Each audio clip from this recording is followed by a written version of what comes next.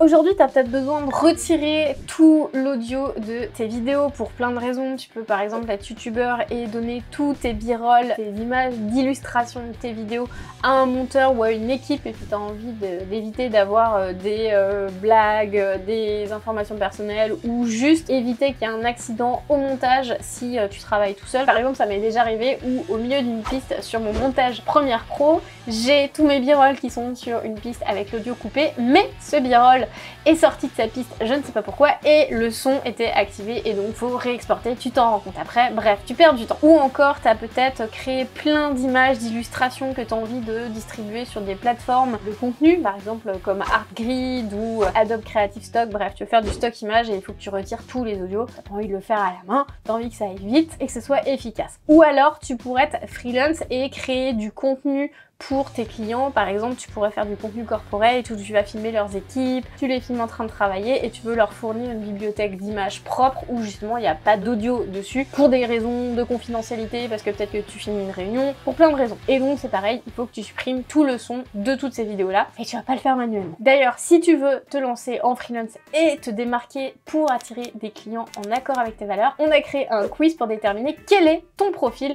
de freelance. En fonction de tes résultats, on t'enverra un plan d'action personnalisé. Je te mets le lien dans la description. Nous, c'est Clem et Mumu du blog et de la chaîne YouTube Voyage en roue libre. On aide les créateurs à se lancer en indépendant et à vivre confortablement de leur activité sans stress, et ça de n'importe où dans le monde. Puisque nous sommes nous-mêmes digital nomades et freelance en création. Abonne-toi pour devenir un créateur nomade. Quelle que soit la raison, j'ai trouvé une astuce, j'ai mis pas mal de temps à la trouver. Et j'avais un enjeu aussi, c'est que je filme en HDR. Donc le HDR, c'est le High Dynamic Range, ça veut dire que ta vidéo va gérer la lumière. Tu pourrais par exemple filmer une pièce avec de la lumière naturelle. Quand tu filmes sans HDR, la pièce intérieure va être très sombre si on voit bien ce qui se passe à l'extérieur, ou si on voit bien ce qui se passe à l'intérieur, la vidéo sera brûlée à l'extérieur et ça sera très blanc et on verra pas le détail. Une HDR, ça fait qu'on voit bien les deux espaces. Et le truc, c'est que toutes les solutions que j'avais trouvées jusqu'à maintenant ne me permettaient pas de gérer ça. Normalement, tu peux le faire à la main. D'ailleurs, je vais te montrer comment le faire à la main. Hop, je te le fais rapidement. Tu vas dans QuickTime ici. Tac, tu fais ouvrir un fichier, tu choisis la vidéo que tu souhaites et là tu peux, hop, dans édition, supprimer le son de ta vidéo tout bêtement.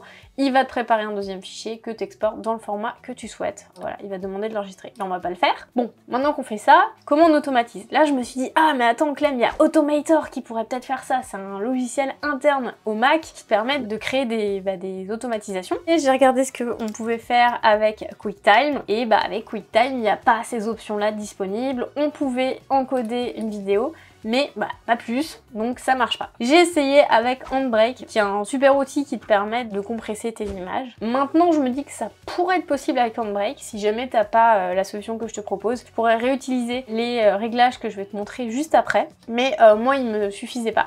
Donc, je suis arrivée à un moment donné où je suis retournée vers les bases, les fondamentaux, puisqu'on a tendance à les oublier. On arrive à Adobe Media Encoder, qui est en fait un outil que j'avais sous les yeux, mais auquel j'avais pas pensé, je ne sais pas pourquoi, mais qui nous permet de réaliser ces actions et de pouvoir encoder des tonnes de vidéos sans son et en ajustant les paramètres que je souhaitais pour qu'il n'y ait pas de problème de format. Par exemple, si j'exportais de manière manuelle, je pouvais avoir à changer à chaque fois quel est le format, est-ce qu'elle est verticale, est-ce que c'est plutôt pour Reels, est-ce que c'est plutôt pour des vidéos YouTube. Là, on peut le faire automatiquement, on peut enlever le son, on peut ajuster les paramètres d'export de la vidéo et c'est ce que je vais te montrer maintenant. Donc, pour créer un paramètre dans une préconfiguration, donc un preset, tu vas aller dans plus et tu vas choisir ton paramètre de codage, ton paramètre de configuration. Donc là, normalement, à la base, tu as l'export audio qui est validé. Donc, tu vas le décocher. Ensuite, ici, on va choisir le format QuickTime. Il est plus lourd dans le cas du HDR. Si tu n'es pas sur du HDR, c'est pas bien grave. Tu vas cliquer sur QuickTime.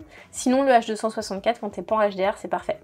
Ensuite, tu vas aller choisir dans les options vidéo l'Apple ProRes 422 HQ. Ici, je coche pour que ce soit en fonction de la source, comme ça, il va m'exporter au bon format, au format initial de la vidéo, donc largeur, hauteur comme il faut, et respecter la résolution de l'image, donc que ce soit en 4K ou en 1080, pour pas être trop petit ou trop gros en fonction de la vidéo. Ensuite, ça, j'ai laissé, et ici, tu vas choisir l'espace colorimétrique Rec 2100 HLG, et enfin, tu peux avoir une profondeur de 8 bpc. Tu pourrais faire un test à 16 si tu veux. Là, je te donne vraiment les réglages que j'ai trouvés pour moi, mais tu peux les ajuster. Alors, préconfig tuto.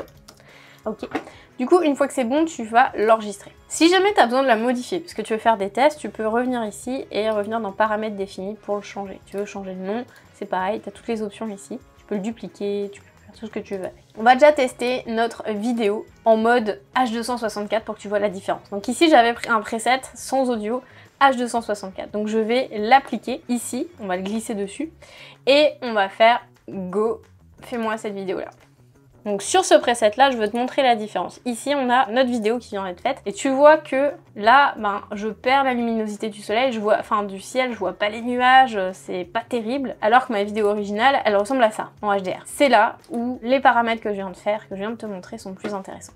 Donc tu importes une vidéo, tu appliques la préconfiguration que tu avais déterminée, tu fais un test. Parce que notre test est concluant.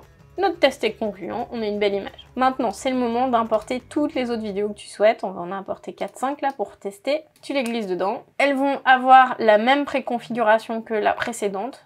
Tu cliques sur Play et tu laisses travailler. Et à chaque fois que tu auras besoin de réencoder tes vidéos pour qu'elles soient sans son, tu réutilises ton preset et t'as plus de questions à te poser. Tu lances la machine, elle travaille en arrière-plan et toi, tu peux aller te faire couler un café. Ou alors, c'est le moment de te dire, ok, ça y est, cette année, je me lance en freelance. Et d'ailleurs, on a le bootcamp des créateurs nomades qui est là pour t'aider à lancer ton activité en freelance en 10 jours. C'est un événement qui est gratuit, qui est en ligne et où on va t'apporter des cours en live, des replays, des exercices, une communauté pour te soutenir dans ton projet et tu repars avec une motivation de feu. T'apprendras à te démarquer auprès de tes clients et c'est d'autant plus important aujourd'hui avec tout ce qui est automatisation, IA. Tu vas également apprendre à attirer des clients en accord avec tes valeurs pour que tu kiffes ton travail au quotidien et que ça soit plus un supplice. Je te mets le lien dans la description. Et ok, donc là on peut voir qu'on a nos vidéos qui sont bien sorties en HDR et je vérifie, je n'ai pas de son.